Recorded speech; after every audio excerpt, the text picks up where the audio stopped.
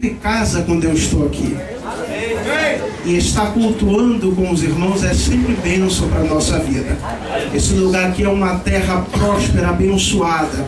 E quem pisa nesse lugar, irmão, não volta da mesma maneira para casa. Eu quero te dizer, se você está aqui pela primeira vez ou se você vem aqui sempre, eu quero te dizer que quem chegou aqui pela primeira vez, você já está indo com a sua vitória. E quem está sempre vindo aqui, Deus tem um carro de vitória para você. Porque, irmão, as bênçãos que foram ditas para Abraão recaem sobre os filhos de Abraão.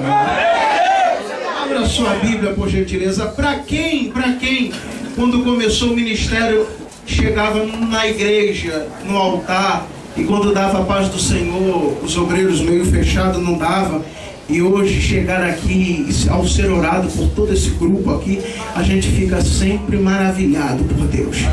É Deus carimbando, se alegrando e abençoando cada vez mais, confirmando o nosso ministério. Eu quero agradecer essa moça linda, com todo respeito, mas essa moça linda, abençoada. O pastor também não posso deixar de falar, né, pastor? Duas moças lindas aqui. E é através da irmã Luciene que a gente teve a oportunidade de estarmos aqui. A gente destaca elas, irmãos, mas todas as mulheres aqui são bonitas, lindas, bem como também os varões também. A gente tem que dar um pouquinho de mel na boca de todo mundo. Evangelho de Lucas, capítulo de número 6. Evangelho segundo Lucas, capítulo de número 6. Cadê o Guerra? Eu amo aquele homem. Aquele dali, irmãos, é meu empresário. Eu estou profetizando isso. Ele que cuida todo do meu marketing, da minha agenda. Ele é meu empresário. Um beijo para você. Hoje eu não te vi cantando, mas vai ter oportunidade para te ver cantando. Eu te amo em Cristo Jesus. Lucas capítulo 6, versículo 6. Os que acharam, digam glória a Deus. Pode ficar em pé, pode ficar sentado, da maneira que você gostar ou querer melhor. O importante é você ter reverência da palavra do Senhor dentro do seu coração. Isso que é importante. Lucas 6, capítulo 6, versículo 6. Diz assim a palavra do Senhor: ainda em outro sábado, entrou na sinagoga e pôs-se a ensinar. Estava ali um homem que tinha a mão direita atrofiada, leprosa, ressecada, mirrada, e os escribas e os fariseus observavam-no para ver se curaria em dia de sábado, para acharem de que o acusar. Mas ele, Jesus, conhecendo-lhes os pensamentos, disse ao homem que tinha a mão atrofiada: levanta-te e fica em pé aqui no meio. E ele levantou-se e ficou em pé. Disse-lhe Jesus então: eu vos pergunto, é lícito no sábado fazer bem ou fazer mal? Salvar a vida ou tirá-la? E olhando para todos em redor, repita comigo: e olhando para todos em redor, disse ao homem: estende a tua mão. E ele assim o fez, e a sua mão lhe foi restaurada. Eu não ouvi, lhe foi restaurada. Mais uma vez, lhe foi restaurada. Pode se sentar dando glória a Deus, aleluia. Porque Jesus já está presente nesse lugar. E aonde Jesus está presente, alguma coisa sempre acontece. Quem escreveu esse evangelho foi um discípulo de Paulo. Aproximadamente no ano 90 depois de Cristo, Lucas vai então editar e escrever as passagens e a vida e o ministério de Jesus e o seu ministério terreno. A Bíblia não nos diz grandes coisas ou a totalidade daquilo que Jesus operou, mas o que for escrito foi que através dele reconhecêssemos que verdadeiramente ele é o Verbo encarnado. Lucas não teve um encontro com Jesus pessoalmente. O que ele vai escrever é o que fora relatado por pessoas que conviveram com Jesus no seu tempo.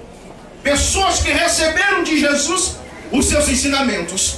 A Bíblia vai nos dizer, no versículo que ora nós lemos, que Jesus está caminhando e ele está se direcionando para uma sinagoga num dia de sábado.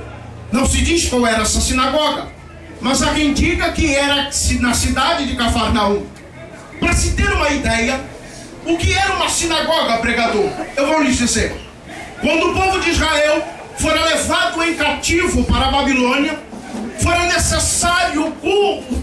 era necessário conservar todos os ensinamentos e todas as leis que o Senhor havia dado para Moisés no deserto. Então, para se preservar a memória, para se preservar os ensinamentos e a lei, se faziam então, ou se abria uma sinagoga, e na sinagoga era ensinada toda a lei, e na sinagoga era adorado ao Senhor Deus de Israel. Na sinagoga se sabia como cultuar, na sinagoga se tratava sobre os diversos tipos de comentários que serviam tanto para a sua vida social, como também para a sua vida espiritual. A Bíblia vai nos dizer que Jesus está caminhando para essa sinagoga. No tempo de Jesus, na cidade de Jerusalém, existia aproximadamente 480 sinagogas. Para cada esquina que você fosse, existia uma sinagoga. Uma sinagoga era uma casa, um local de reunião. Uma sinagoga, para se ter uma noção, ela era um quadrado, cabia no máximo 120 pessoas. Nesse quadrado ficavam as cadeiras divididas. Era como se fosse um quadrado. Comece a imaginar comigo. Um quadrado que cabia 120 pessoas. Nesta sinagoga existiam 3 tipos de coisa que a gente tem que destacar. A primeira coisa que existia era a bimá. Era o local onde se apregoava, se ministrava e se recitava as bênçãos.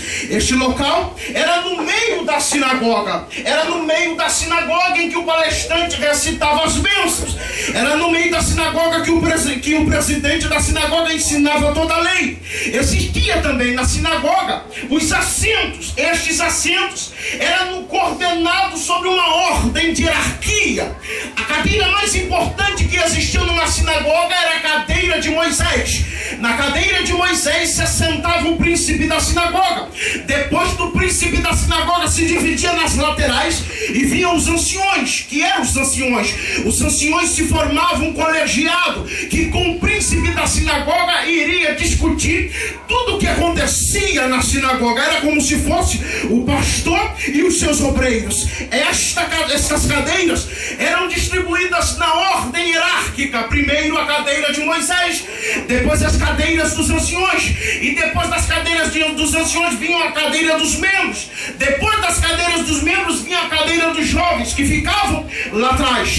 Nesta localidade aonde os anciões se sentavam, tinha um local onde se guardava o sacrário, onde se guardavam os rolos. Numa sinagoga existiam 3 cargos importantes: o do príncipe da sinagoga, o dos anciões, e existia o assistente.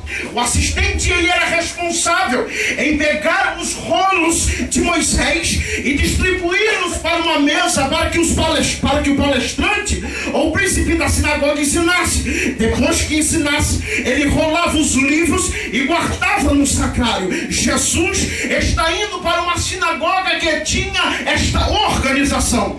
Jesus está indo para uma sinagoga que tinha esta estrutura. E a Bíblia vai nos dizer que ela está indo num dia de sábado. O dia de sábado era um dia muito importante para o judeu. Era mais importante do que a sexta-feira para os muçulmanos. É mais importante do que o domingo para a gente que é cristãos. O dia de sábado para o judeu era simbolizado o dia do descanso, o dia em que Deus descansou depois de ter feito toda a criação.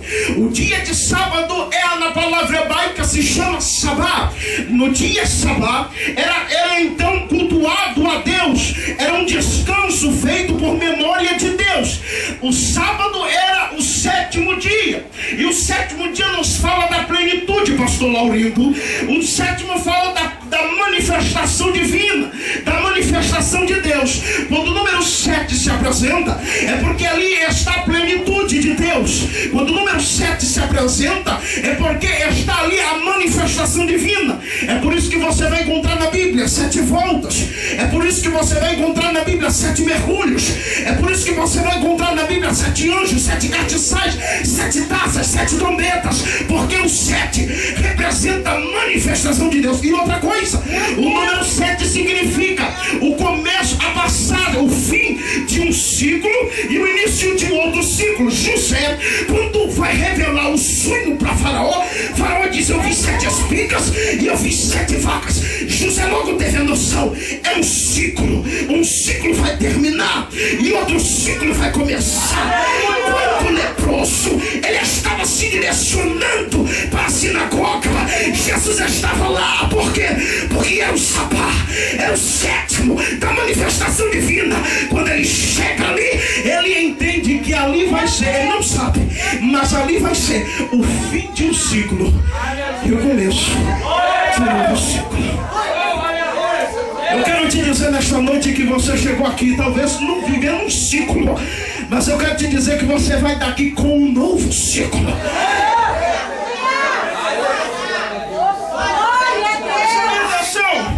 Glória a Deus. Esse homem que tinha a mão mirrada, tenha paciência comigo. O Espírito Santo não precisa de tempo, mas o pregador precisa. Então tenha paciência comigo. Eu te garanto que você vai sair daqui não da mesma maneira que você chegou. E que cada minuto que você está aqui vai valer a pena. Esse homem que tinha a mão mirrada, esse resultado não nasceu com ele. Essa doença não nasceu com ele, mas essa doença surgiu na sua vida. É tanto que a mão esquerda dele era normal, somente a mão direita era defeituosa. Esta doença fora surgida, originalizada, devido a uma lepra que este homem se cometeu. A lepra, para quem não sabe, ela começa da ponta do dedo, ela pode começar da ponta do dedo e esticar ou evoluir até o corpo inteiro. Para se ter uma noção, Israel sempre foi um povo exclusivista e sempre via de maus olhos uma pessoa que era leprosa. A lepra atingiu aquele homem de tal maneira que somente a sua mão ficou estancada, ficou doente, ficou mirrada, teve uma anomalia na sua mão, somente na sua mão.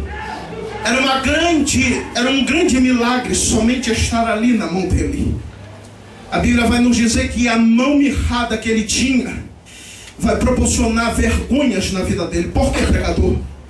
Porque quem era leproso não era bem visto diante do povo de Israel.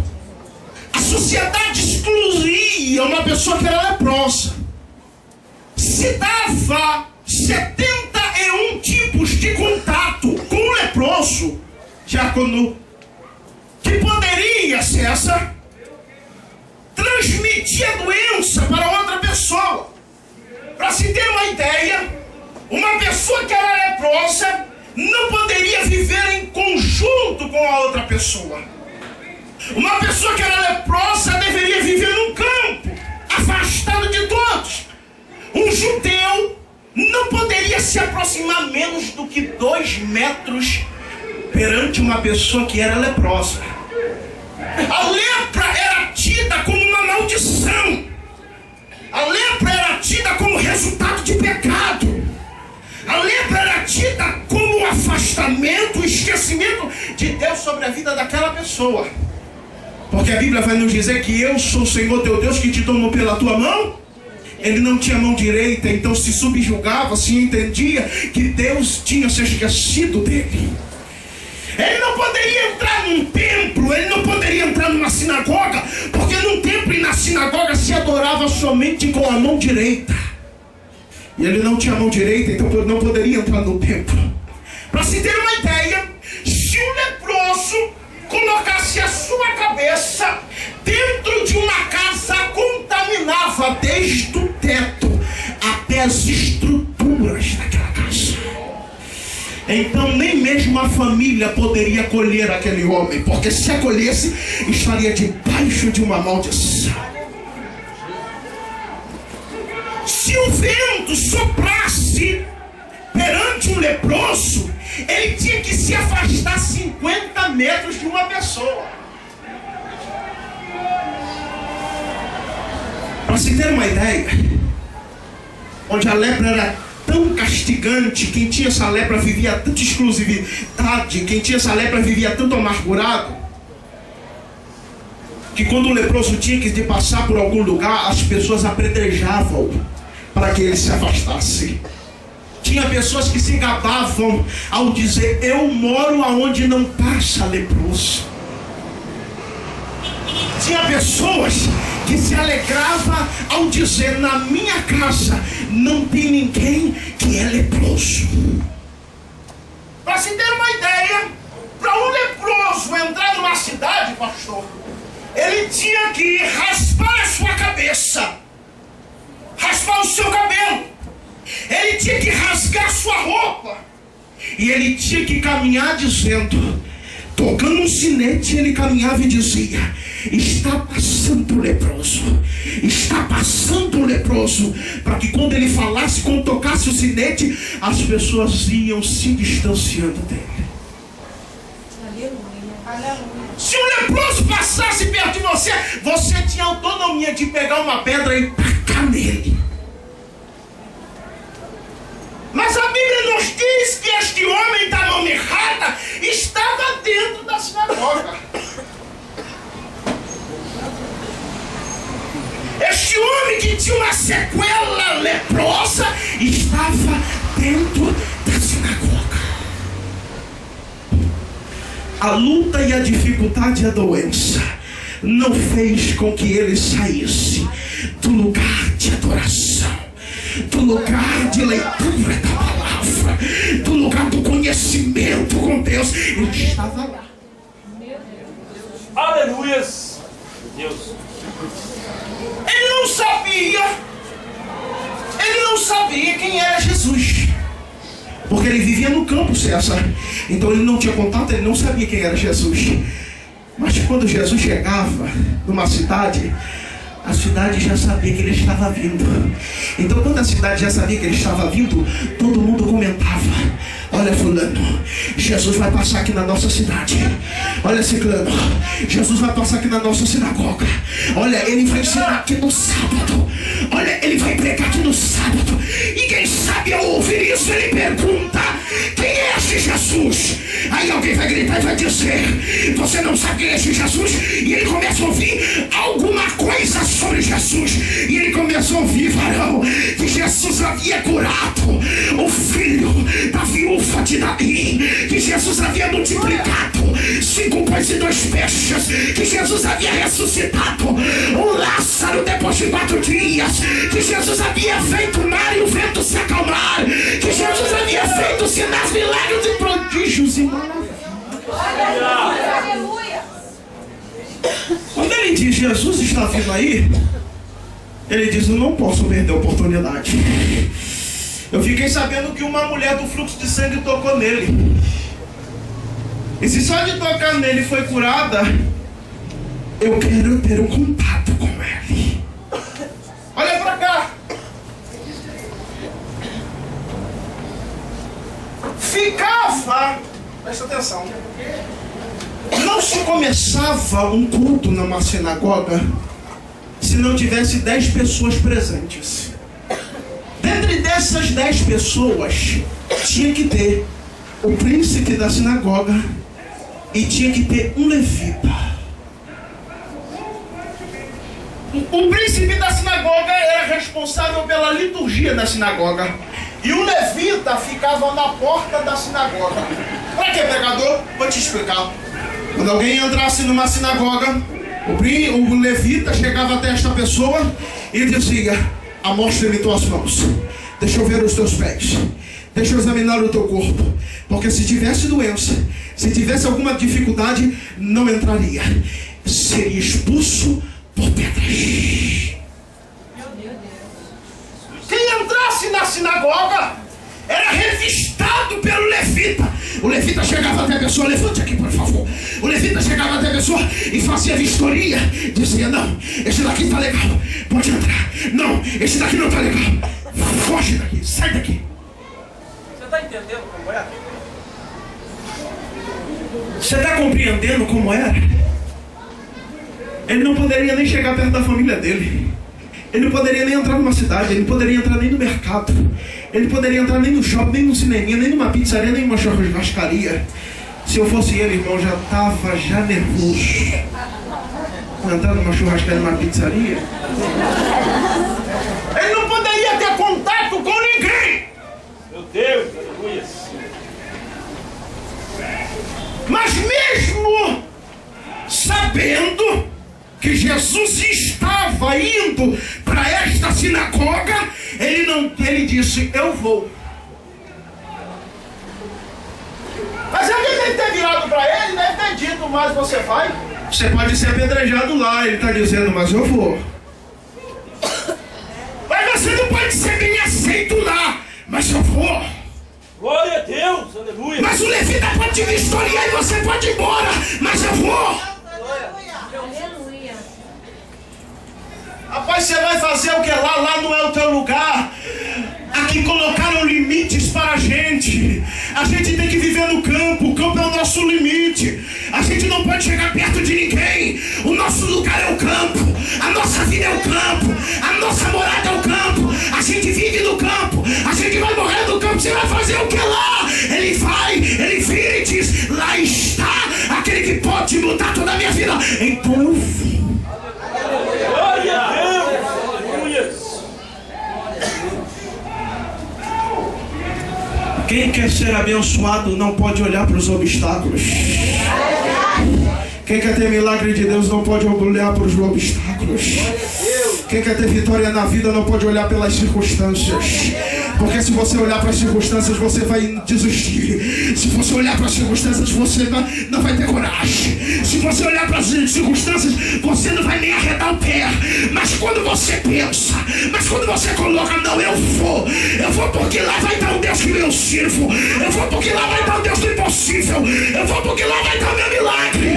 Eu vou porque lá vai estar a minha promessa realizada. Eu vou porque lá eu vou conquistar aquilo que eu preciso. Glória a Deus, aleluia. Se você olhar para a pessoa que está do seu lado, você não vai conquistar o seu milagre. Olha para o teu Deus nesta noite. Olha para Ele, porque é dele que vai vir o teu socorro. Olha para mim. Aonde Jesus chegava, o lugar ficava cheio. Eu não ouvi, repita comigo. O lugar ficava cheio. Diga para o seu irmão, onde Jesus está, fica cheio.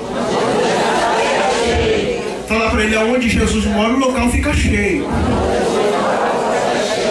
Agora diga para ele, você está cheio dele hoje? Então me dê um sinal, por favor. A sinagoga estava cheia. Glória a Deus. De tal maneira que o levita não conseguiu fazer a vistoria em muitas pessoas.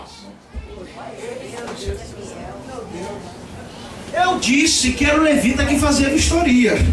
Mas nesse dia estava Jesus. E quando Jesus está em casa, essa revelação agora do céu, a gente não consegue fazer vistoria de ninguém.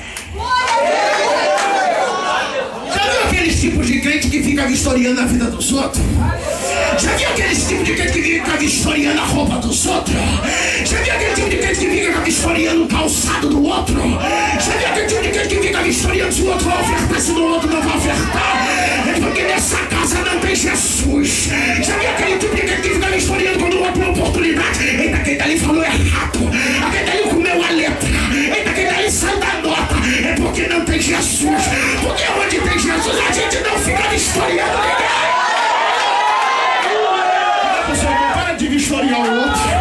Para de vistoriar o outro. Jesus está em casa, filho. Jesus está em casa.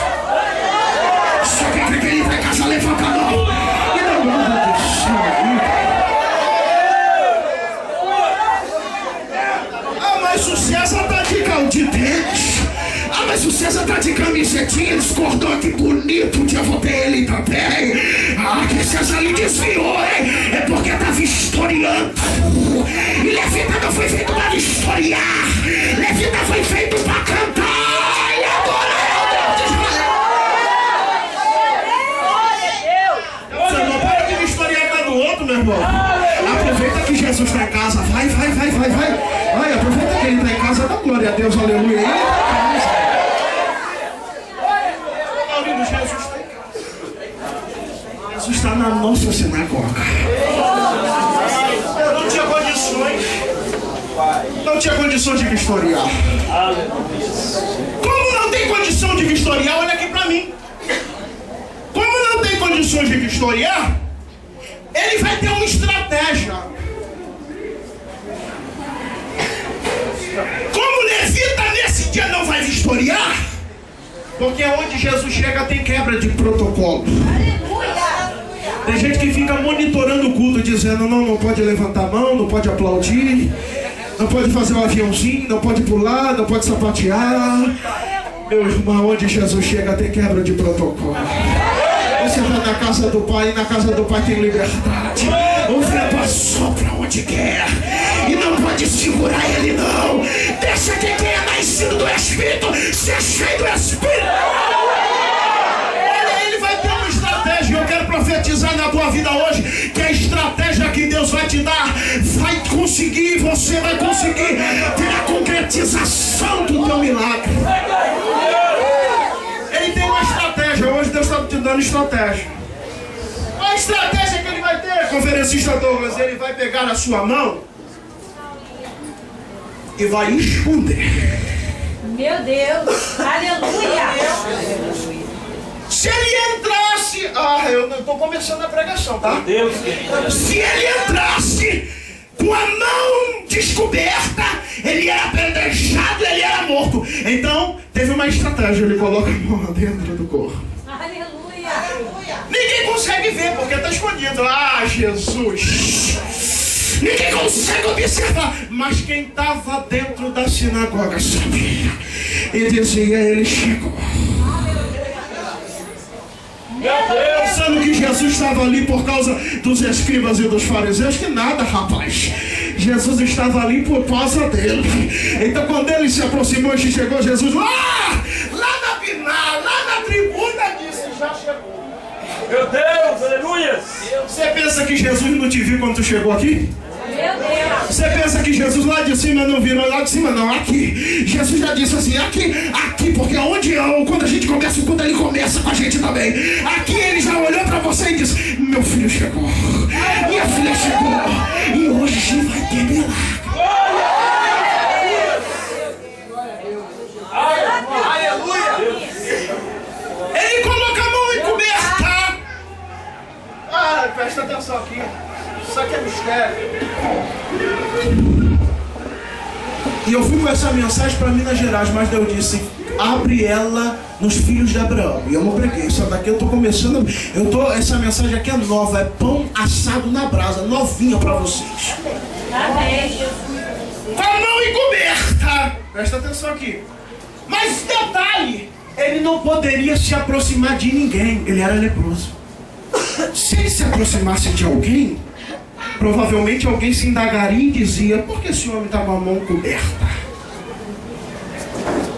Se ele se aproximasse, César, de alguém viraria e dizia, o que será que esse homem tem aí escondido? Então ele não poderia se aproximar da cadeira de Moisés, porque é exclusivo para o príncipe da sinagoga. Ele não poderia se aproximar da cadeira dos anciões, porque era destinada para os anciões.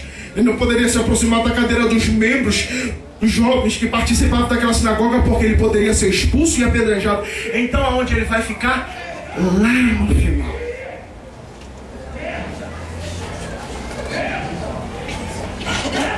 Ele vai ficar lá no final. E não bastasse ficar lá no final, ele vai ficar afastado de todo mundo. Presta atenção aqui. Ele fica no final e fica afastado de todo mundo, porque ele não poderia ter contato com ninguém. Jesus está pregando. E Jesus está ensinando. E a Bíblia nos diz que os fariseus e escribas já estavam ali para ver se Jesus iria operar num dia de sábado. E Jesus está ensinando. E chega um determinado momento que Jesus para. Jesus olha lá para o final. Tem gente que quer ter um destaque. Coisa linda, Jesus. Tem gente que quer ficar nas primeiras cadeiras. Aleluia. Oh, Deus. Mas tem gente que fica nas primeiras cadeiras e não atrai o olhar de Jesus. Nem sempre ficar na primeira cadeira significa que Jesus está com os olhares vitados ali. Meu Deus, aleluia. Santo é o seu nome, aleluia. Nem sempre ter uma cadeira de destaque pode representar que Jesus está olhando para ali. Aleluia.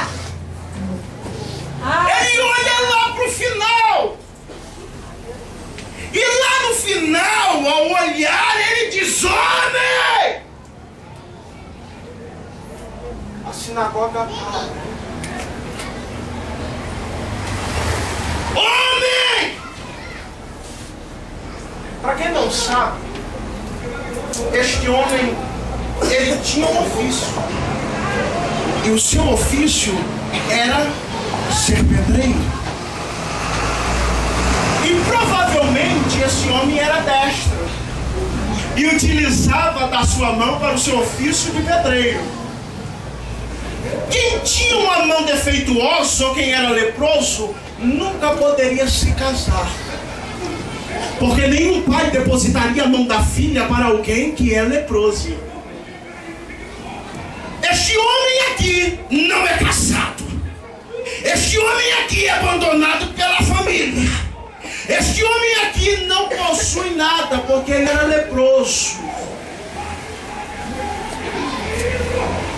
E não bastasse somente isto, ao trabalhar ele não podia, porque ele era leproso, a mão dele estava.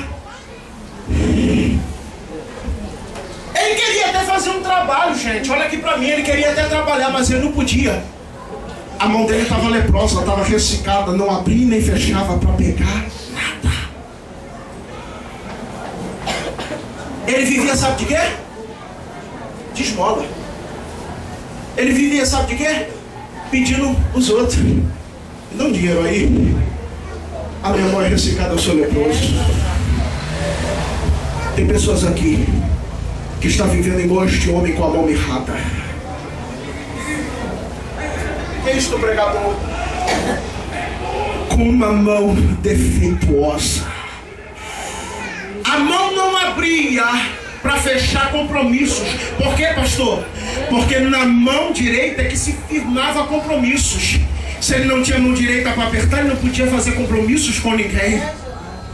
A mão direita dele não podia abrir, ele não podia receber nada. A mão estava fechada para receber.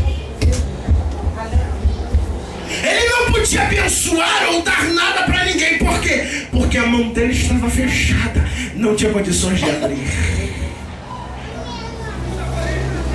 Tem gente aqui que está vivendo a vida deste homem com a mão mirrada. Aqui você é bênção, aqui você tem uma mão. Aqui Deus te usa, aqui é vitória. Mas lá fora, quem sabe a tua mão está acima. Meu Deus.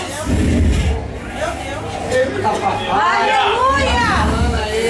Aqui Deus te usa, aqui você pensa.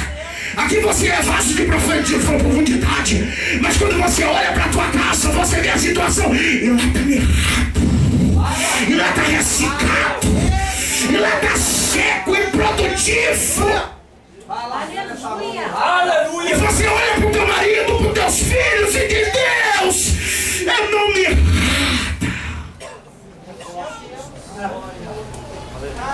E a tua espiritualidade é uma bênção, mas a tua vida financeira é só Jesus, mão mirrada. Aqui Deus te usa, é vitória, mas lá fora no teu trabalho você é humilhado, é mão mirrada.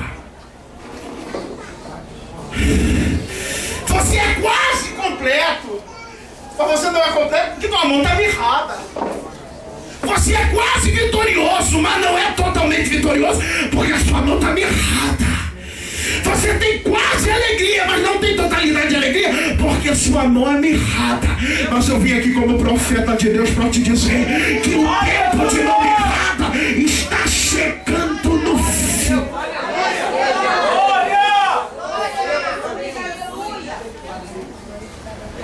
Glória a Deus. Aleluia. Você tenta até abençoar, já estou terminando, 5 minutos eu termino. Mas você não pode, porque tua mão mirrada, você até quer abençoar, mas não consegue, porque tua mão é mirrada. Você quer até receber, mas não consegue, porque a mão é ressecada. Mas eu quero te dizer nesta noite que tem uma pessoa que está aqui dentro, que vai trazer a sua mão para a normalidade, que vai trazer a sua vida para a normalidade, que vai trazer tudo que falta como era antigamente.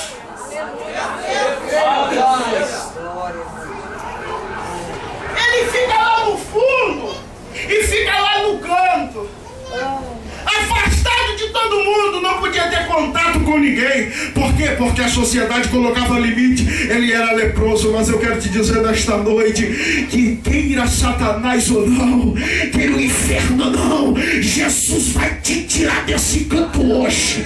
Jesus vai te tirar dessa prova hoje. Jesus vai te tirar desse vento hoje. Jesus vai te tirar dessa diversidade hoje.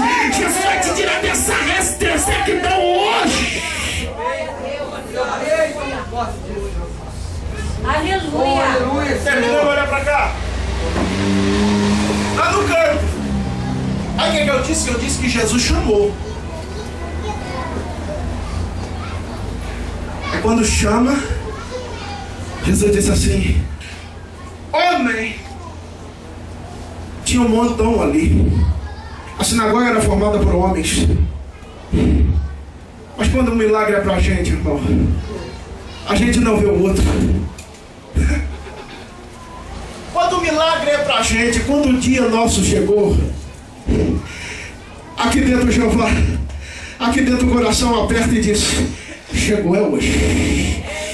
Jesus está lá no meio gritando: homem! Aqui dentro virou e disse: é comigo. Porque quando Jesus fala, a gente entende, a gente sabe que é Ele. Eu quero te dizer nesta noite que hoje você vai entender. Eu quero dizer nesta noite que hoje o Espírito vai confirmar no teu coração que o milagre vai chegar na tua vida. Ele sentiu, ele disse: é comigo. Eita, Jeová. Homem, vem para o meio. Aleluias.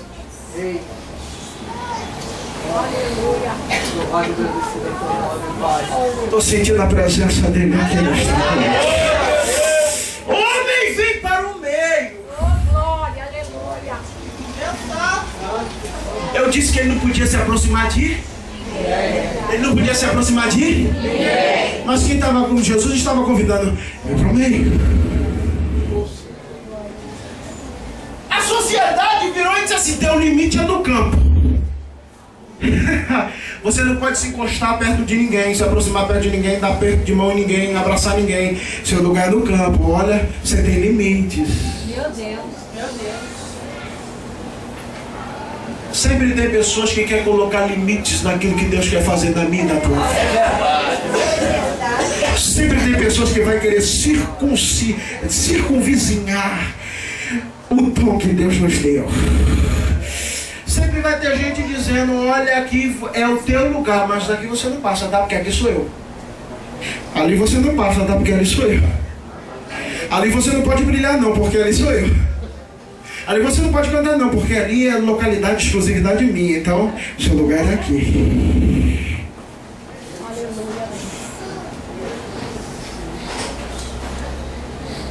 Você não pode ser abençoado não, a tua vida só pode ser abençoada até aqui.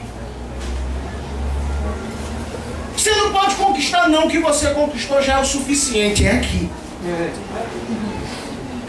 Você não pode receber nada, por quê? Porque já recebeu demais, é só aqui. Meu Deus. Você não pode dar um passo não, tá? Seu lugar é aqui. Jesus. Meu Deus. Aleluia. Olha, não deixa Deus te usar muito não, tá? Porque senão você sai fora da ética, só fica aqui. Meu Deus, aleluia. Não dá muita vazão não, senão vão te achar que é menino demais, só fica aqui, tá? Oh, Quem aleluia. gosta de dar limite é Satanás. Quem gosta de limitar aquilo que Deus quer fazer na minha vida é Satanás. Quem gosta de colocar obstáculos naquilo que Deus quer fazer na minha vida é Satanás. Mas eu quero te dizer nesta noite que hoje Jesus te chama.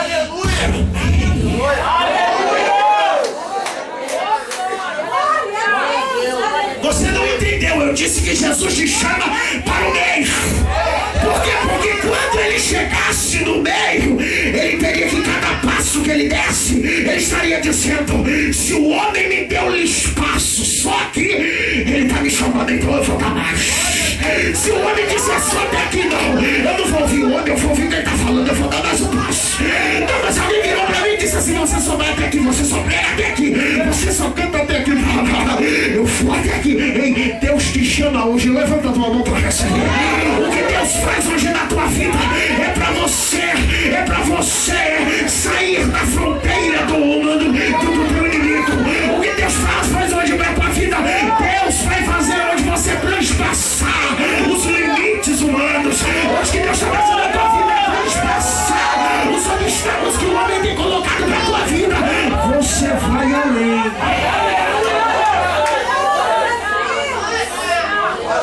Que negócio é esse?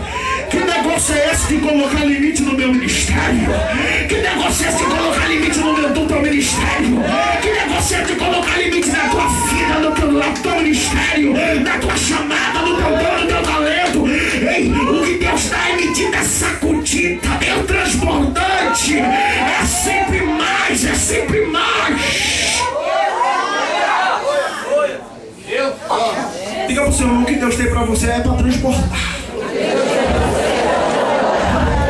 Parafraseia isso, diga pra ele que Deus tem pra tua vida não tem limite. Não tem limite. Não tem limite não. O que Deus vai fazer na tua vida não tem limite. O que Deus vai fazer na vida da tua família não tem limites. A fé pode transportar limites. A atitude pode transportar limites. Então transporte hoje.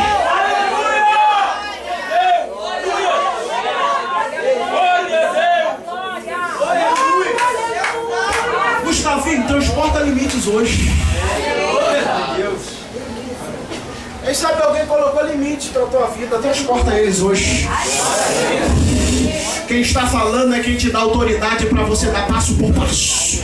Quem está te chamando é que te garante a tua estadia, de você se levantar e você continuar de pé.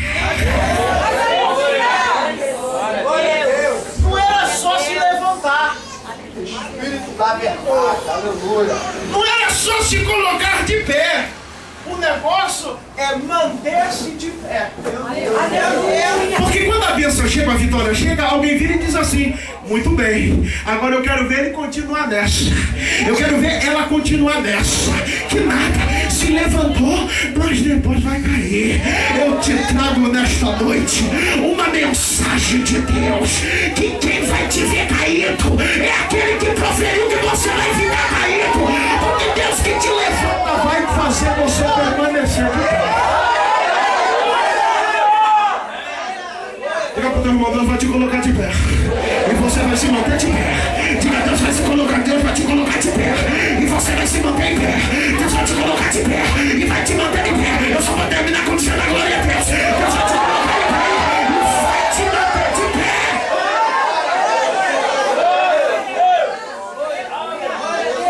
Quem vai ficar prostrado é Satanás. Quem vai ficar prostrado é teu inimigo. Deus vai te colocar de pé e vai te manter em pé. Aqueles que confiam no Senhor são quê? Não ouvi, são quê? Que não se abala. Continua em pé. Pode ter um terremoto que for.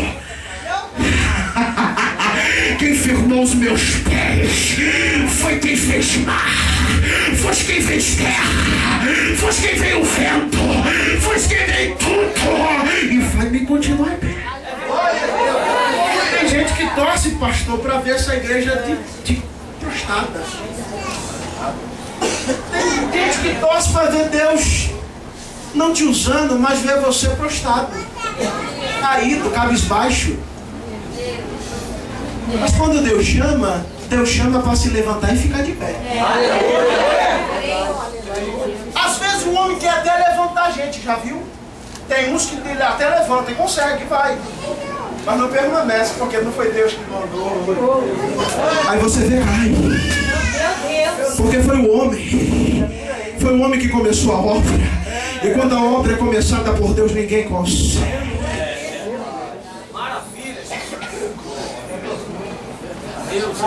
Levanta-se e põe de pé, vou terminar agora. Se eu quero orar ainda. Colocou. Aí Jesus faz o convite e vem pro meio. Transporta os limites. Meu Deus. Que colocaram para a sua vida. Ele vem. Eu disse que o preletor, o ministrador, o ministro, ficava no meio da sinagoga. Então quando Jesus faz o convite, levanta-te, sai, vem para o meio, ele está chegando para o homem da mão mirrada, está dizendo, fica aqui do meu lado. Aleluia. Vem para perto de mim. Glória a Deus. Vamos ter mais uma profundidade. Eu te chamo nesta noite para revelações maiores. Eu te chamo nesta noite para uma profundidade de espiritualidade maior. Vem para perto de mim. Meu Deus. Aleluia. O fariseu e o escriba não queria o leproso perto dele, mas Jesus está dizendo, vem pro meio que eu quero você perto de mim. Tem gente, pastor Laurindo, que não aposta nada em mim nem você, e diz perto dele, perto dela, não quero ficar, não serve para nada, não vai para longe, daí é para baixo. Mas Jesus está dizendo o seguinte, para ele você não serve, mas vem para perto de mim. Amém. Aleluia. Meu Deus. Se não quer ficar perto de você, não tem problema, vem para perto de mim que eu quero ficar com você. Meu Deus. Aleluia. É por isso que Davi virou e disse, ainda que eu andasse pelo vale da sombra da morte. Por quê? Porque na morte, na adversidade, na luta, ninguém quer ficar perto de você. Mas ele virou e disse assim, o Senhor é meu pastor e ele não me abandonará.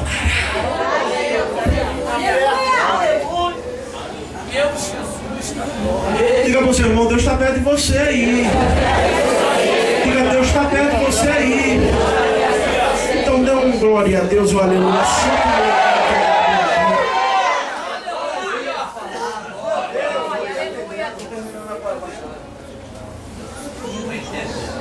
Chega no meio.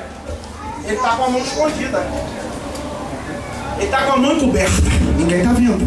Maravilha de palavra, Pai. Alguém virou para mim e disse, mas ele não teve fé. Ninguém pediu, ele não pediu, e nem Jesus, ele não pediu. Cadê a fé dele? Ele não demonstrou fé, a atitude veio de Jesus. Eu digo, não. Só o fato dele estar ali, já foi uma atitude dele. Não precisou falar, porque Deus viu a atitude dele de fé. Talvez você chegou aqui e ainda não conseguiu falar nada, porque você não tem nem força para falar. Mas eu quero te dizer nesta noite que só o fato de você estar aqui já demonstrou que você tem atitude. E Deus vai honrar a atitude. Maravilha de palavra. A mão está aqui coberta.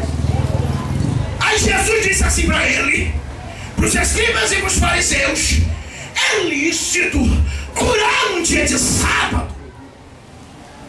Por quê? Porque num dia de sábado não poderia fazer nada. Num dia de sábado não poderia exercer trabalho nenhum. Aí Jesus está falando assim, é lícito fazer o bem ou fazer o mal no dia de sábado? Jesus. Os escribas e os fariseus, por eles diriam assim, não, o senhor não deve operar nada, o senhor não deve fazer nada, é sábado, é dia de descanso. Mas o que Deus quer fazer na minha e na tua vida, Ele não vai pedir consentimento a ninguém. O que Deus quer fazer na minha e na tua vida, Ele não vai pedir opinião de ninguém. O que Deus vai fazer na minha e na tua história, Ele não vai pedir auxílio de ninguém. Ei, fulana, você acha? Ei, ciclana, você acha? Porque se Ele parasse para ouvir, meu irmão, nem eu nem você estaria aqui. É verdade, ó Pai. Aleluia. Obrigado pela tua. Mas quando Ele quer fazer, Ele faz. Obrigado, Pai. Porque operando Ele, quem impedirá? Porque quando Ele decide escolher, quem é alguém para dizer que não é escolhido? Porque quando Ele decide honrar, quem é alguém para dizer e para desonrar? Quando Ele quer levantar, quem é alguém para derrubar? É verdade, ó Pai. Se não está satisfeito quando Deus está levantando alguém, questione a Deus, vai brigar com Deus. Chegou o meu tempo, chegou o teu tempo. Deixa quem quiser falar, deixa o que quiserem pensar. É o teu tempo, é a tua hora, é o teu momento. Viva aquilo que Deus tem para você. Maravilha de Deus, Pai. Aí, vão questionar, não, também não quero saber. Diga, homem, estende a mão. Atitude de fé. Aleluia. Glória a Deus. Quem tem mais atitude igual esse forte? Maravilha de Deus. Homem, estende a mão. Pai. Eu disse que a mão leprosa estava aqui dentro, não disse? Isso. Estava escondida aqui, não estava? Ninguém estava vendo, não estava? Ninguém estava vendo. Quando Jesus chegou ali por meio, meu irmão, ali estava o príncipe da sinagoga na cadeira mais importante. Ali estavam os anciões, tudo olhando ele. Eu disse que a sinagoga era um quadrado. Ficava gente sentada aqui, ficava gente sentada ali, ficava gente sentada aqui e ficava gente sentada cá. Quando ele está no meio, todo mundo que está no quadrado está olhando para aquele homem, está olhando para Jesus também. Meu Deus, aleluia. Você não entendeu? Deus. Eu disse que ele estava no final, lá no canto. Mas quando Jesus chamou ele foi para o centro. E todos os olhos, todos os fariseus, todos os escribas passaram a olhar ele e Jesus. Por quê? Porque quando uma pessoa está no centro, é mais fácil todo mundo observar. Que é um conselho. Não vá para o centro sem antes Jesus te chamar. Você não precisa de ajuda de ninguém para poder chegar no centro. Fica tranquilo que quando chegar o momento, Ele mesmo vai te chamar.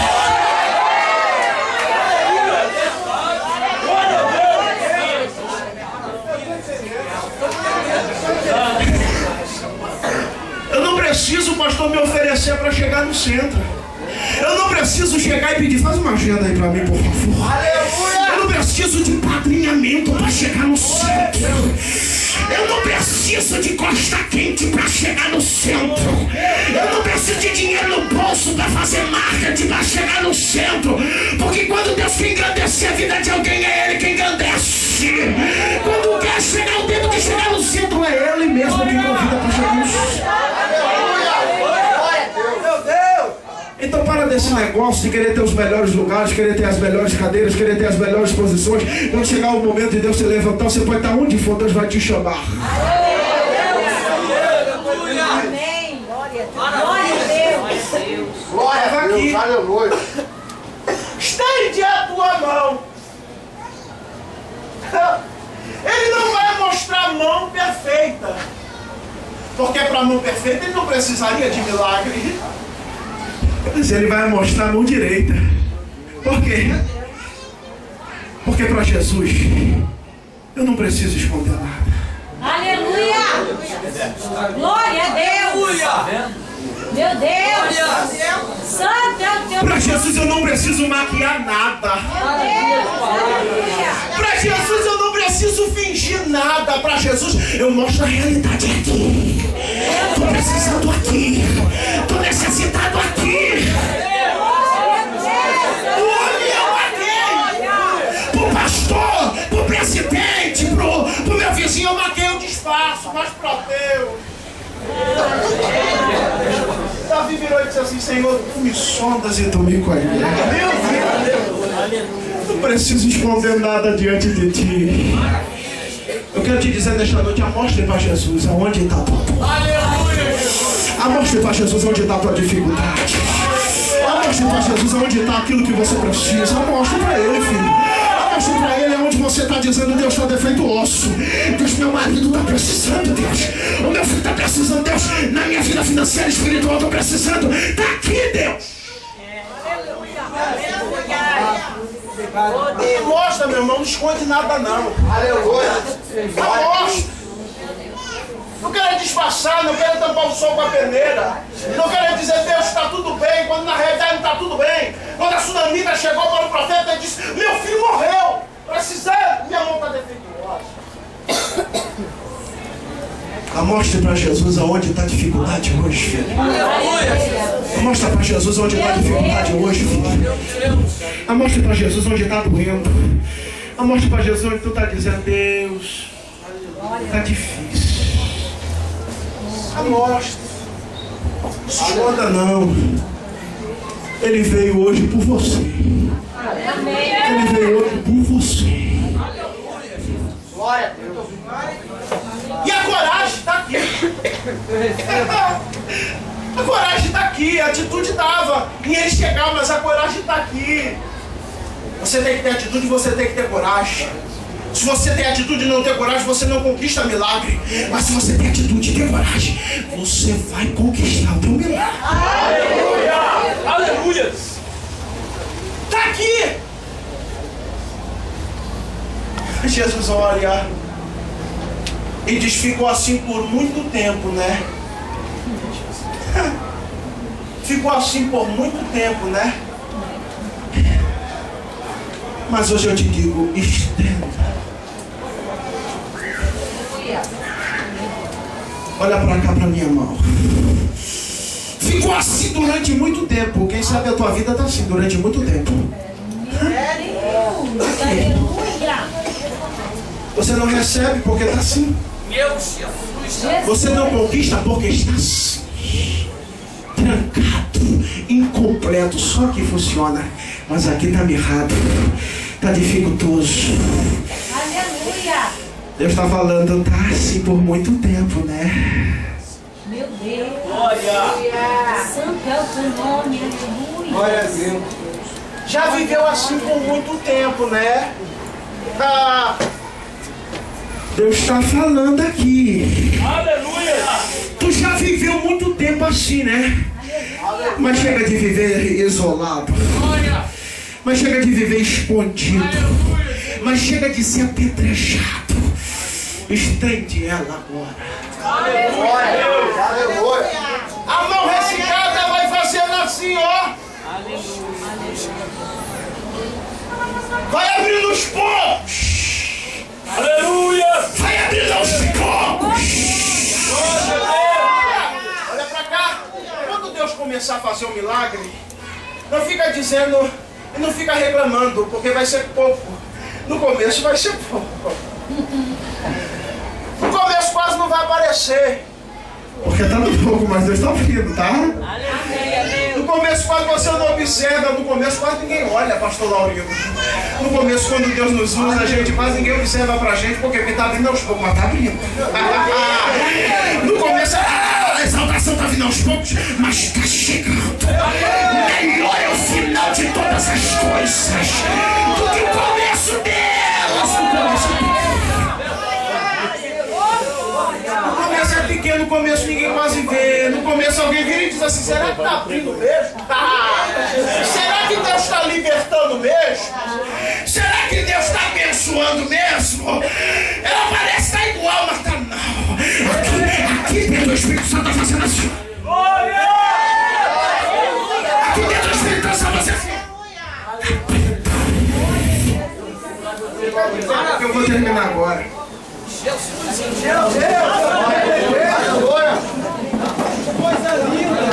Aleluia!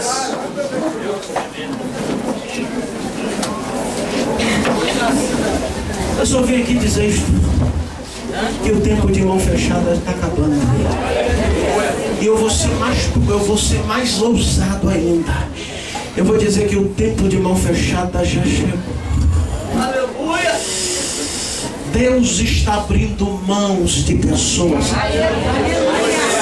Deus está abençoando mão de pessoas aqui. Deus está restituindo mão de pessoas aqui. Deus está restaurando mão de pessoas aqui. A mão excicada já ficou contigo por muito tempo.